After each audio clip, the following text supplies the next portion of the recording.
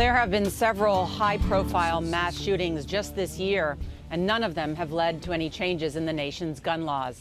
Last night here in Newtown, President Obama said, quote, "We surely have an obligation to try and prevent future tragedies." Some Democrats on Capitol Hill are saying that means stronger gun laws. Bill Plante is at the White House this morning. Bill, good morning. Good morning to you, Nora. Well, there was a federal assault ban on assault weapons, and that expired in 2004. And Congress has resisted any moves to bring it back or to put any other kind of curbs on firearms.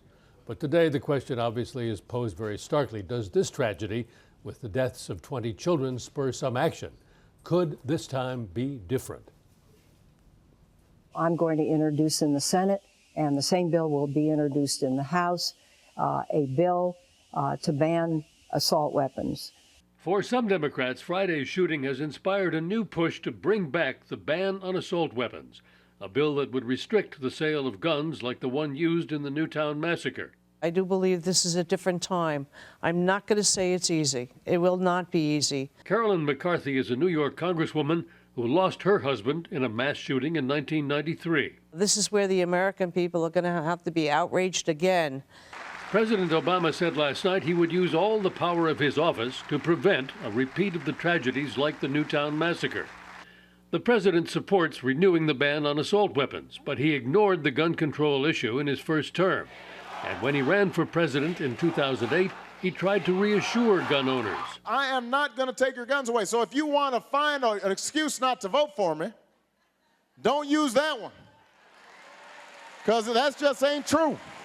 Gun control advocates are outnumbered in Congress.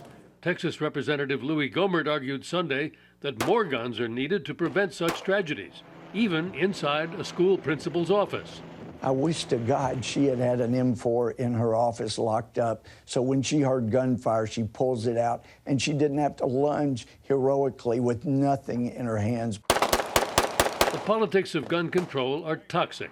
Gun rights groups like the National Rifle Association wield tremendous influence. It's a very skillful lobbying organization. Paul Barrett has reported on Washington's powerful gun lobby in his book, Glock, The Rise of America's Gun. He says that despite the fact that Americans are about equally divided on gun rights versus gun control, this massacre is no more likely to put limits on firearms than any previous one. It's almost impossible to imagine them taking on the NRA and defying the NRA. And that being the case, I just think that it's very, very unlikely as a pragmatic political matter for anything to be enacted. But there is going to be a push for action in Congress. Tomorrow, the Brady Campaign to Prevent Gun Violence, named for President Reagan's press secretary who was shot in the assassination attempt on the president, the Brady Campaign plans to bring survivors and victim families from the shootings in Aurora, Colorado, Virginia Tech, and Columbine to Capitol Hill. Charlie?